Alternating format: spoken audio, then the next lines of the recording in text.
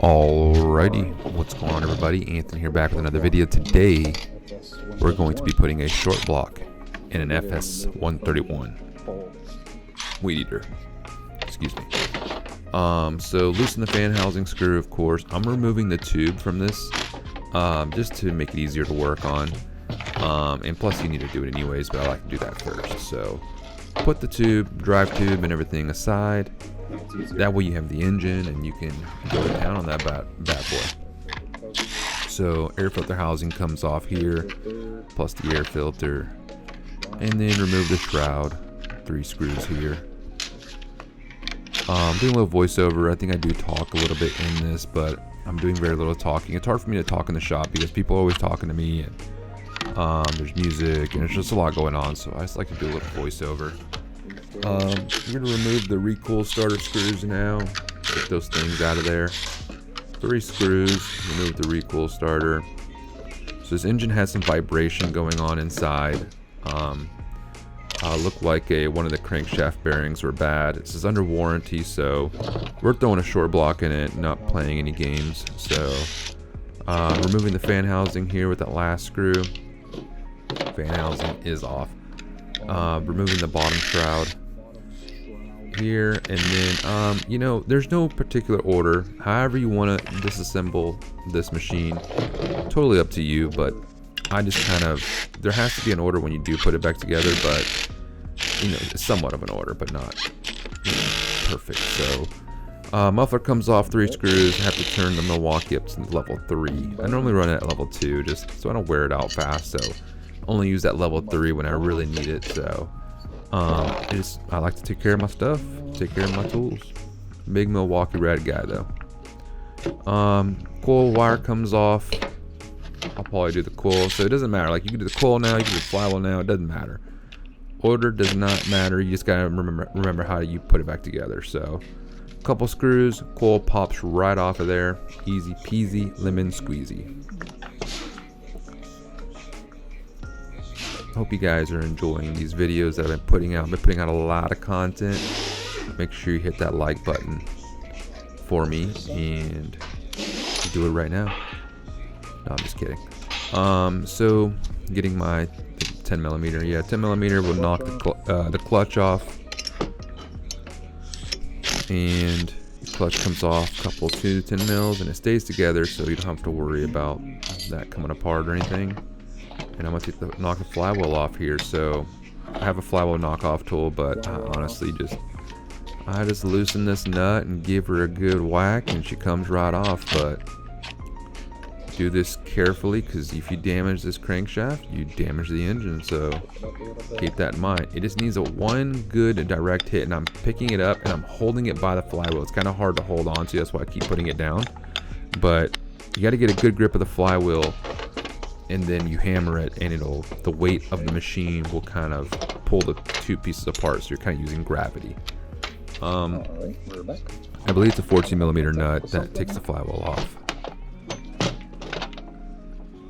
I already diagnosed this, did some leak down, some other tests and everything, so spark plug's already loose, so I'm going to go ahead and remove that bad boy all the way now. Post the engine.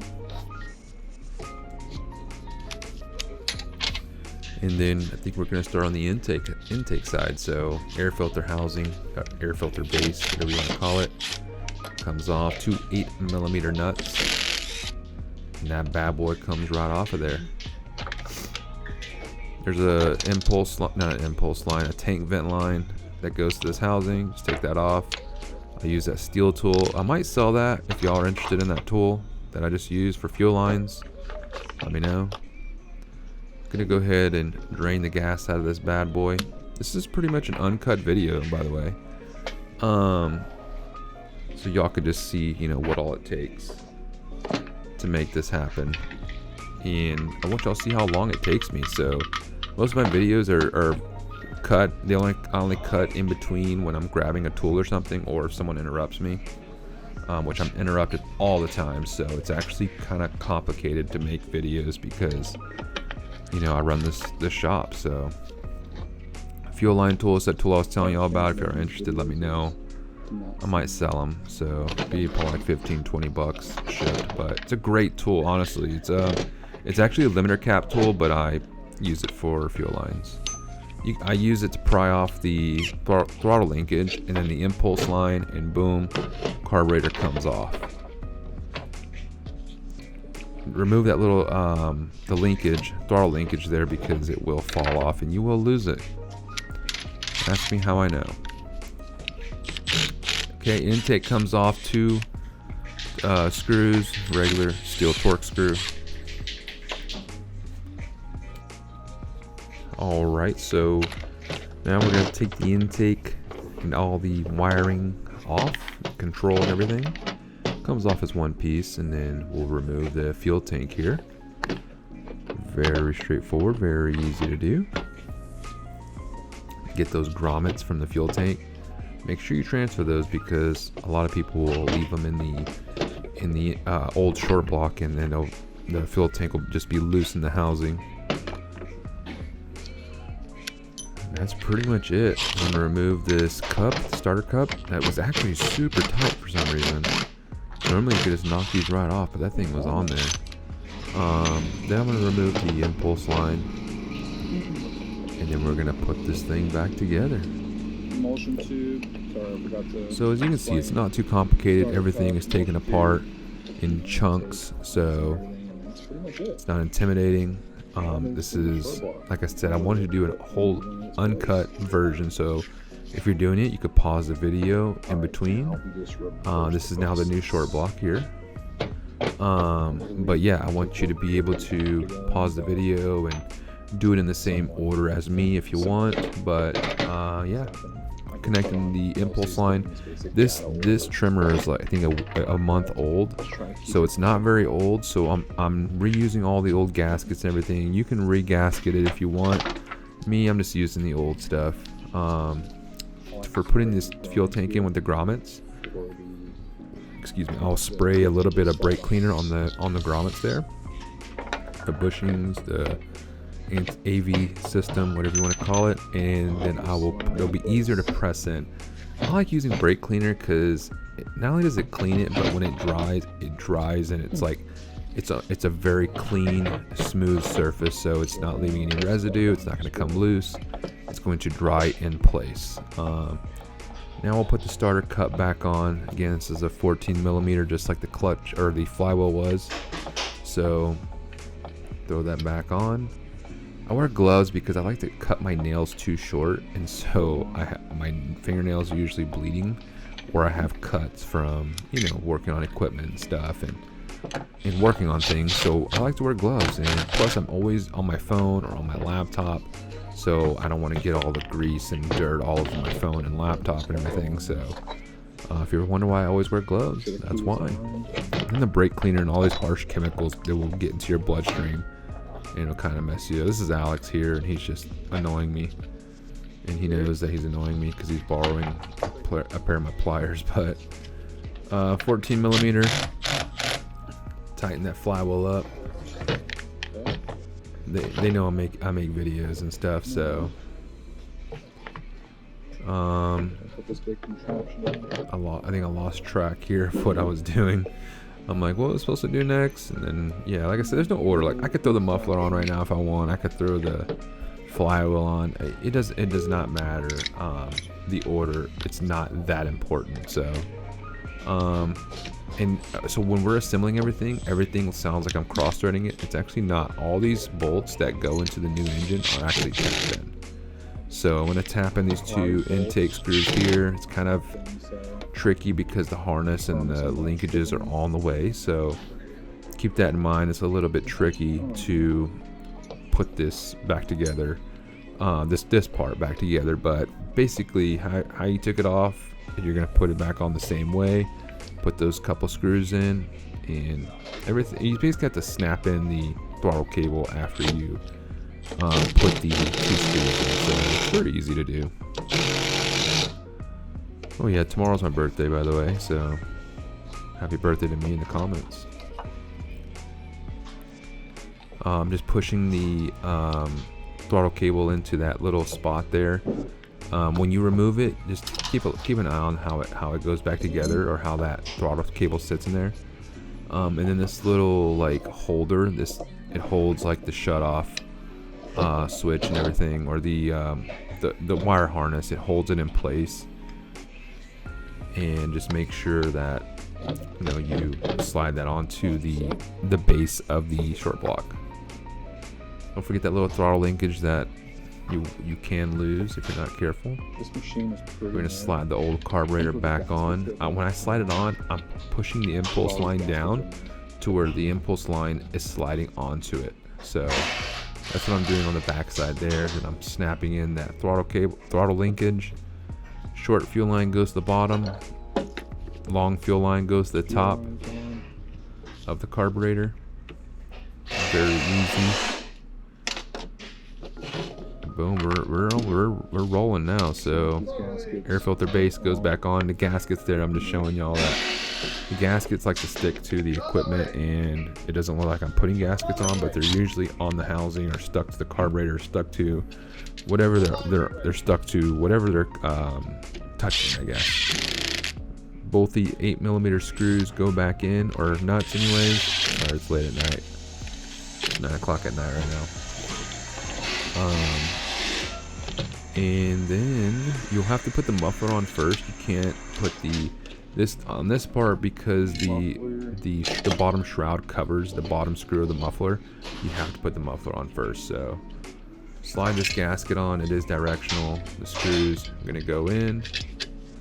So muffler gasket, 3 screws here. Tap them in. I like how they're able to tap them, but sometimes it's kind of annoying. Drains my batteries, but no problem. Got plenty. We're gonna tap this bottom one in now, and then don't tighten them all. Don't tighten one. Don't tighten them all at the same time. I'm just testing to see if this screw goes here. I don't remember the screw being this long. It's kind of scares me, but when I put my screwdriver in there, it shows that it goes all the way in. So sorry, my phone's going off right now. So yeah. All the muffler screws go right in there. Nice and easy. And then I think we're going to move on to the front part of the engine here. Coil. And we're going to throw the coil on now. You can use a business card, index card, basically just like a piece of cardstock, or thicker material, not paper, but you can, like I said, an index card or a business card for this gap here. These gaps don't have to be perfect. Small engines, they have to be within a range, but honestly, I've never had an engine not work because of the coil gap was wrong, unless it was like crazy off, like you just didn't gap it at all. But it just needs to be near the flywheel. And I'll say the same thing about a spark plug. I've never had a spark plug that wasn't working properly because it wasn't gapped. Unless it's like smashed in or it's like wide open, then you're obviously gonna have a problem. But there you go. So clutch goes on now. 2 10mm screws. There's like 2 like nipples that stick out of the bottom of the clutch, so just make sure that those 2 are facing the flywheel, and they kind of sit inside of the flywheel. So when you put these bolts in, it kind of holds it in place. Bada bing, bada boom. Okay, I think we're gonna throw the fan housing. Yep, fan housing now. Made this video the other day, so I don't even remember what I did. So bottom screw goes in, and then that will secure the fan housing to the actual short block. Tap that bolt in as well. Alright, and that's pretty much it. Put the wire loom for the control in that little anchor piece. Put the bottom shroud on. Alex is asking me a question again, as usual. We did it, so you charge. Telling him to get the heck out of here. There you go. Boom. 2 screws. Tap them in. These are smaller screws. So when you take the screws out, just keep in mind on where they go. Try to put the screws with the part that they go to. If you just do, if you're doing this and you're watching my video, this is why I make these videos though. I want someone to search YouTube and be like, tutorial on putting a short block in a FS131 and find my video, and then this helps you. So, and if it did, make sure you hit that like button for me, because I'm doing this for you guys, not just for myself. Spark plug goes in, and then we'll put the spark plug boot on there.